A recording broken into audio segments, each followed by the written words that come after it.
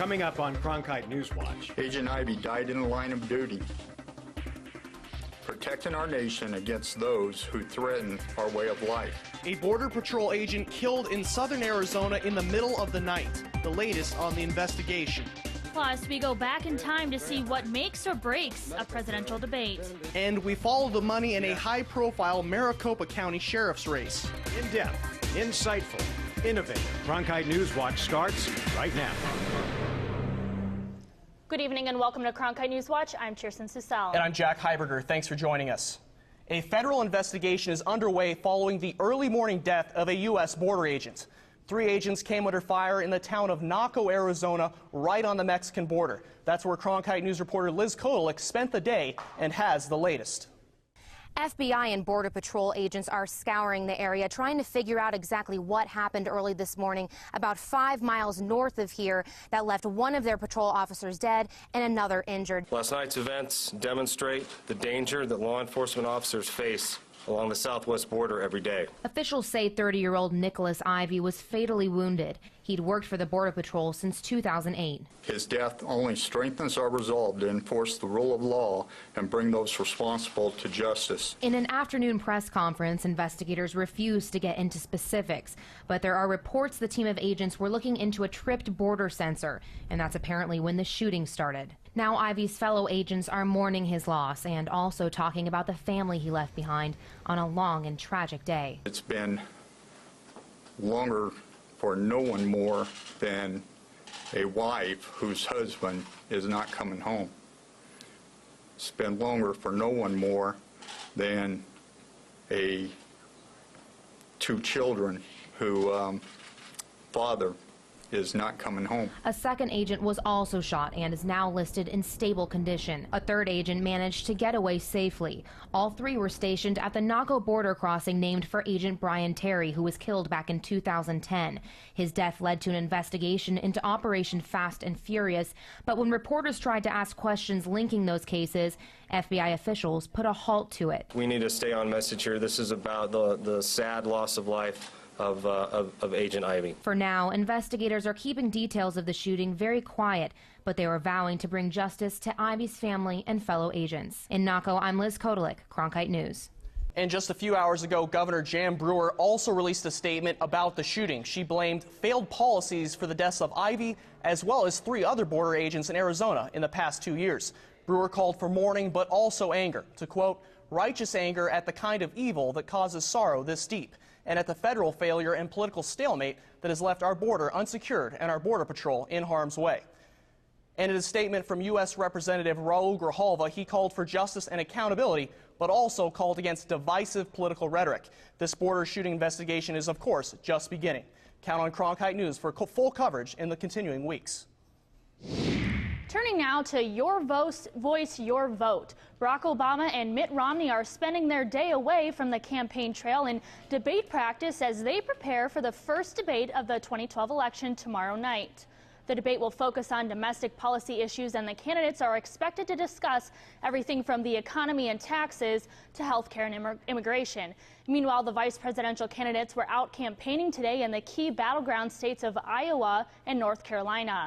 Each candidate discussed the future of the middle class and the debt crisis. And the president has not done a single thing to prevent it. In fact, he is spending us closer toward a debt crisis. We cannot afford 4 more years like the last 4 years. The Romney-Ryan tax plan will raise taxes on middle-class families with a child, 1 or more children, by an additional $2,000 a year. Both candidates have spent months preparing for the upcoming debates, and many analysts say one of the biggest goals is to not make a memorable mistake. From our Washington, D.C. Bureau, reporter Andrew Bovin tells us what else candidates are focused on heading into the debates. The race to the White House is coming to a close as Election Day is a little bit more than a month away, but it's not over. Both candidates square off in the first of 3 presidential debates tomorrow, and as history tells us, appearance matters just as much as policy. I think it's time America started moving again. This is footage of the first presidential debate to be televised. A tired and uncomfortable-looking President Nixon took on a younger, more lively-looking Senator Kennedy, and Kennedy's appearance of being more comfortable in front of the cameras might have won him the debate and the election.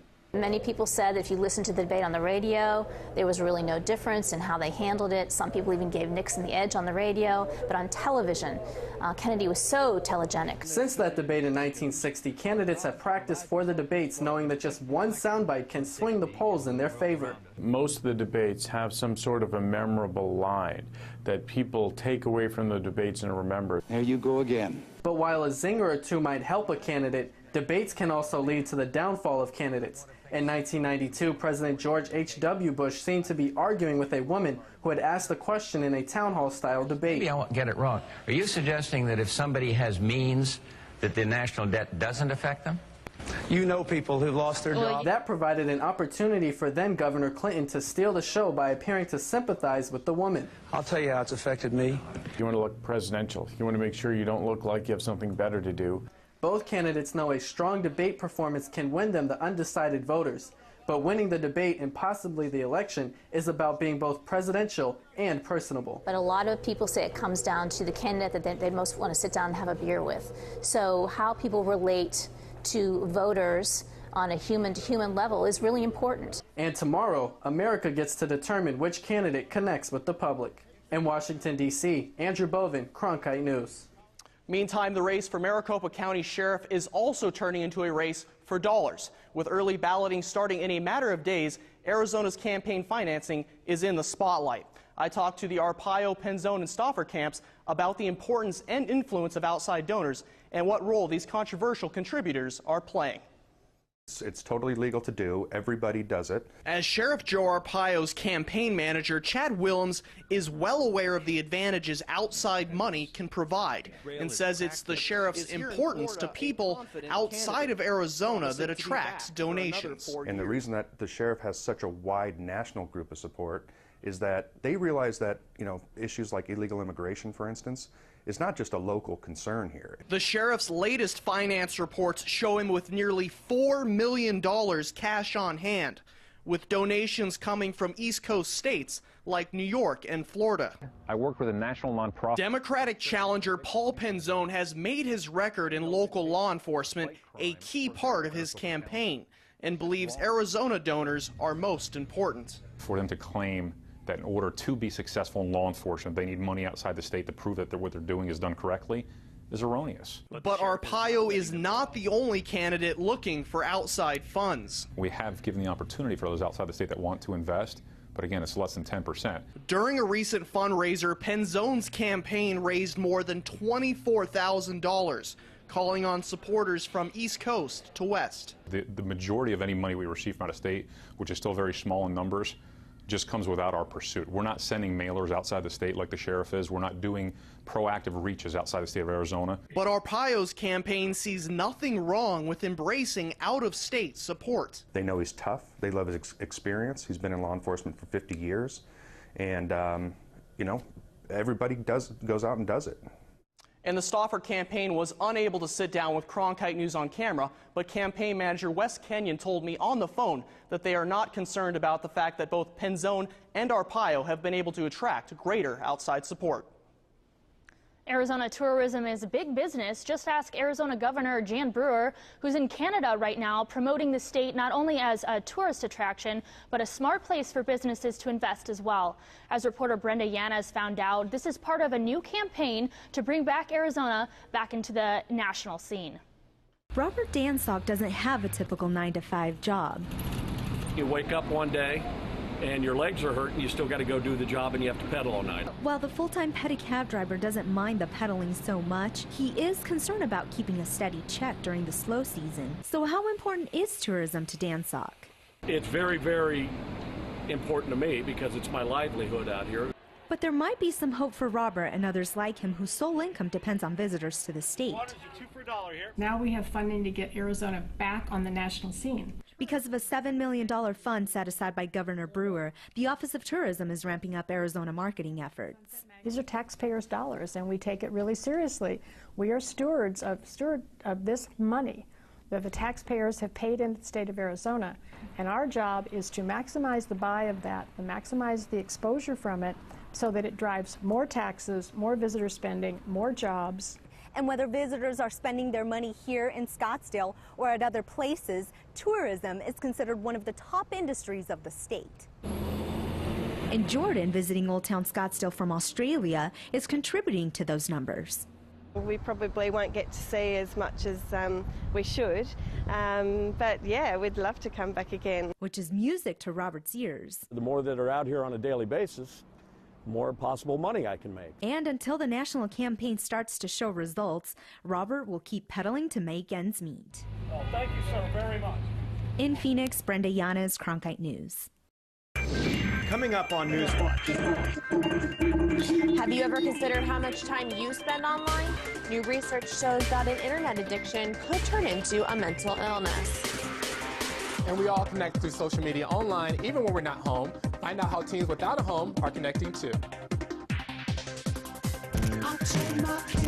Do you love taking pictures? Really, really good pictures?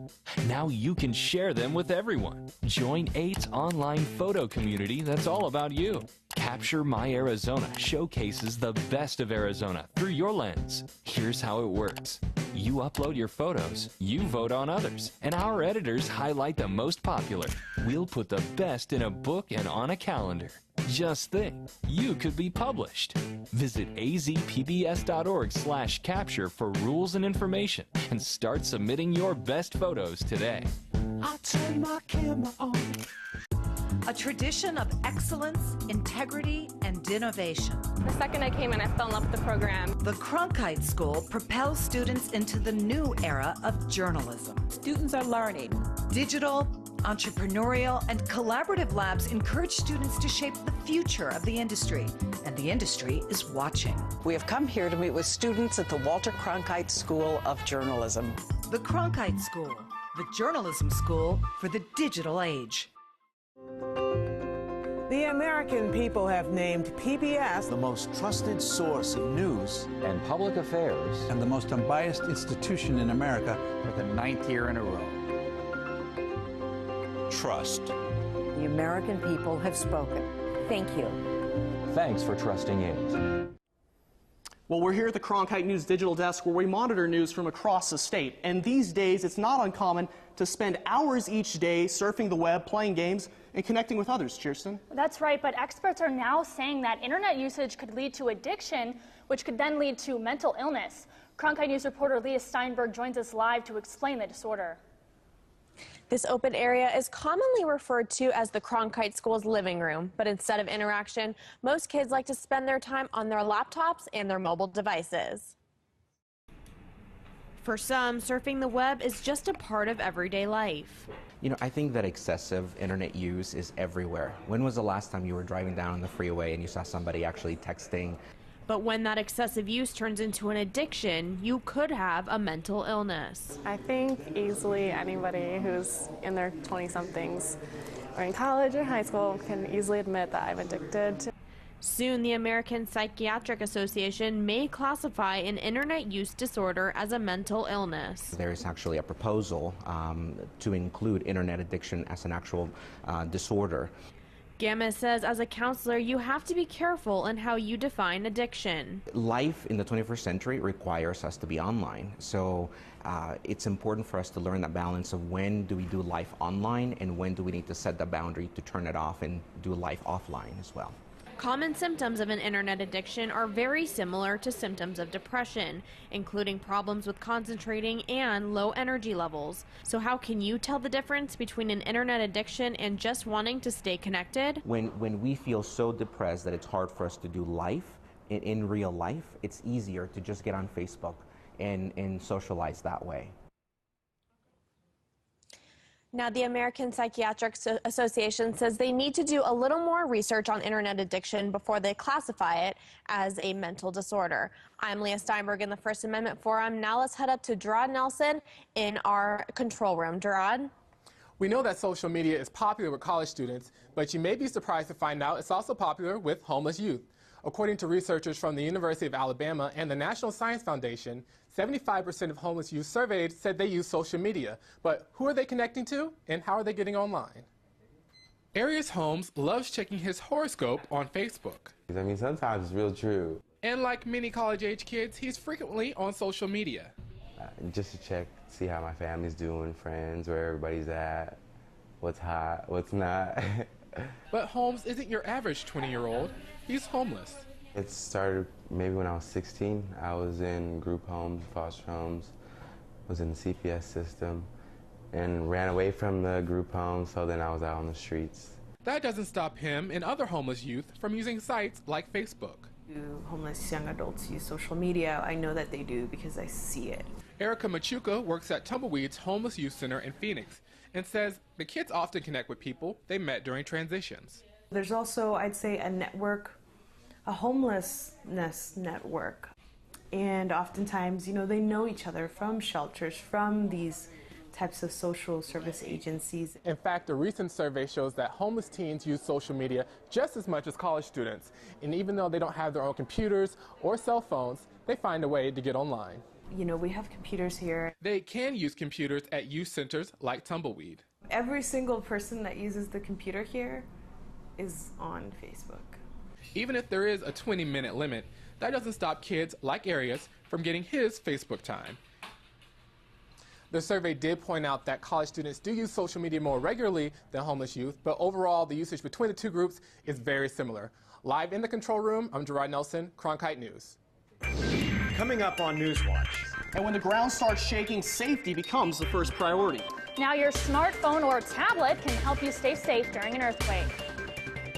It seems like these summer-like temperatures are just relentless, but I found out some good news just around the corner. All your weather details and something new from the Weather Channel coming up. Get the inside scoop on what's happening at Arizona PBS. Become an 8 Insider. You'll receive weekly updates on the most anticipated upcoming programs and events. Get the 8 Insider delivered to your email inbox. Visit azpbs.org to sign up today. This year, PBS programs were nominated for 95 Primetime, News, and Documentary Emmys. Our shows open new worlds and new ideas for everyone, and you make them possible with your support.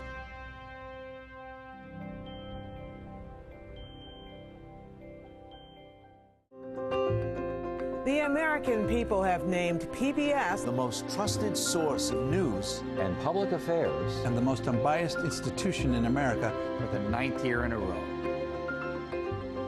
Trust. The American people have spoken. Thank you. Thanks for trusting it. Now, you probably don't worry about earthquakes in Arizona, but last week's earthquake in Baja, California shows just how close they can come to our own backyard. Cronkite News reporter Caroline Porter shows us a new app that can help you prepare for the worst. This is not a sound you want to hear. If you do, this is happening somewhere near you. But it also means you're prepared.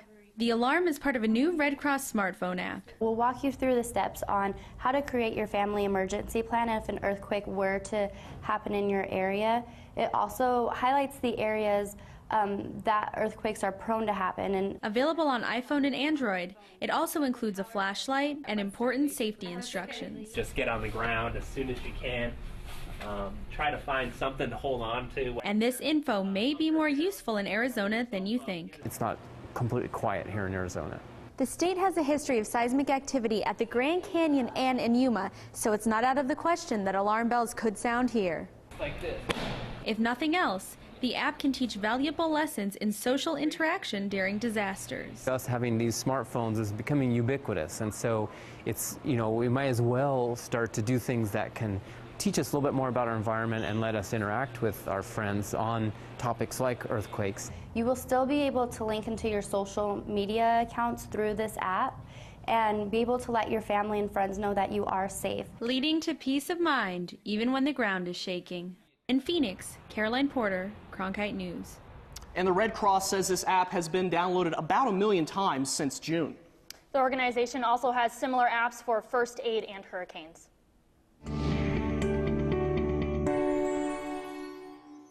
Well, if we start out looking at the National Satellite Radar, we can see that there is lingering storm activity up that east coast. But if we take a closer look, we can see the most severe part of the storm is actually sitting back from the coast. However, Ohio, Virginia, North Carolina and South Carolina are all in high-risk areas of heavy downfall and damaging winds. And for the Carolinas, that may mean some tornadoes. Now check this out. The Weather Central has just released a list of names of the storms that are going to be given winter names. Now check that out. Nemo could be one of our first winter storms. It's pretty interesting. It's going to be based on the level of ice, storm, rainfall and wind and temperatures. Now if we take a look out at the temperatures around the city, around the country at the moment, Portland was at 68 degrees today, San Fran at 92 and Phoenix down at 102 degrees. Now of course us, we're warmer than the rest of the country always. Bullhead City had 104 degrees today, Yuma was at 107. Now Phoenix right now outside it is 102 degrees, that's 17 degrees above average, so we're really pushing the limits. But if all goes to plan, we've got one more triple-digit day, dropping down into the double digits. And Fahim, just for you, I checked the weather in Kansas City, Missouri today, and it looks like clear skies for that baseball game tonight. Thanks, Michelle. That's awesome news because the Tigers will be playing the Royals, and I'll tell you about one player trying to accomplish something that hasn't been done in 45 years. And we'll take you to meet the ASU athlete who is winning awards not only on the field, but off the field as well. Vote 2012 is on Arizona Horizon. Count on 8 for voter resources you trust. Visit azpbs.org/vote2012 to learn how to register, find your polling place, get links to candidate information, research the propositions, view Arizona Horizon interviews, and watch all of the clean election debates. It's all part of Arizona Horizon's expanded coverage of Vote 2012. How do we educate in a rapidly changing world? How can we create a sustainable way of life? How can we teach peace?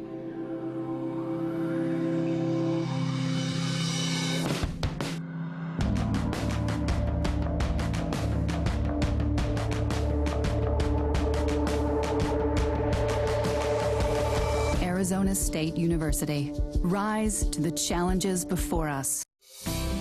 The easiest and best way to support Arizona PBS is by becoming a sustaining member. Your monthly contribution of $5 or more comes directly from your bank account or credit card, so you know your membership is always current. It also means no more renewal notices in your mailbox. So more of your dollars go to the programs you love. It's convenient for you, greener for us, and better for the planet. Become a sustaining member today.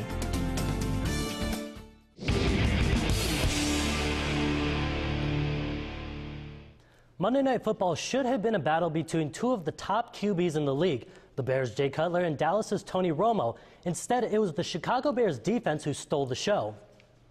Late in the second, Bears up 3. Romo drops back and defender Charles Tillman with a pick 6, 25 yards, returning the touchdown, 10-0 Bears. Late in the third, down 10, Romo trying to make something happen, scrambles and coughs up the ball. Lance Brigg returns at 75 yards, showing off those sweet feet, dancing to the end zone. Bears win 34-18. Romo threw 5 interceptions, and it's all smiles in Chicago. Winning the Triple Crown in baseball is one of the hardest accomplishments in the sport. The last guy to do it went by the name of Carl Yastrzemski. The year, 1967. Lyndon Johnson was the president. A gallon of gas cost about 30 cents, and the Beatles were tearing up the charts. Detroit's Miguel Cabrera hopes to make a little bit of history, becoming just the 15th player to ever accomplish the Triple Crown. Cabrera was tied with Texas slugger Josh Hamilton for the Triple Crown coming into last night's game. In the top of the 6th, Cabrera and the Tigers take the lead when he hits this solo shot to right, his 44th on the year. Cabrera went 4 of 5 on the night with 1 RBI, leading the Tigers to a 6-3 win over the Royals. The Tigers clinched the AL Central for the 2nd straight year. A former Sun Devil softball player is making news now because of academics, community service, and leadership. Cronkite sports reporter Amber Harding introduces us to Hillary Bach, this year's Pac-12 Woman of the Year. She's a softball player who found inspiration from a football player. On her first day at ASU, Hillary Bach heard Pat Tillman's mother, Mary, speak to new student athletes. I remember her standing up and speaking about how Pat was a hero to so many people. She was very intelligent and worked very hard in the business school. Tillman earned his degree in 3.5 years. Bach got hers in just 3. Now she's working on her MBA, and she recently earned the status of Academic All-American. I think she's a great example of our saying here at Arizona State that greatness is a way of life, because everything that Hillary did, she attacked in a great manner. Her greatness was obvious on the softball field. Bach is a 3-time Pac-12 Pitcher of the Week, and she led her team to an NCAA championship in 2011. Nobody ever uses the word average when you're dealing with Hillary. Still, when Bach found out she was Pac-12 Woman of the Year, she admits she was surprised. Just at Arizona State alone, that's a very high accomplishment. Like, we have amazing, amazing females that are graduating each and every year. She's now working as a graduate assistant to the associate athletic director at ASU. She plans to turn her passion for college sports into a career. Something in sports administration where I can affect student athletes' lives. Bach hopes her experience leads other student athletes in the same way Pat Tillman's example led her. In Tempe, Amber Harding, Cronkite Sports. Bach is now one of 9 finalists for NCAA Woman of the Year. Officials will announce the winner October 14th during a ceremony in Indianapolis. Well, I think she can win it. I think it's great to see such a good all-rounder. Absolutely. Well, that's it for Cronkite NewsWatch tonight. Thanks for joining us. Good night.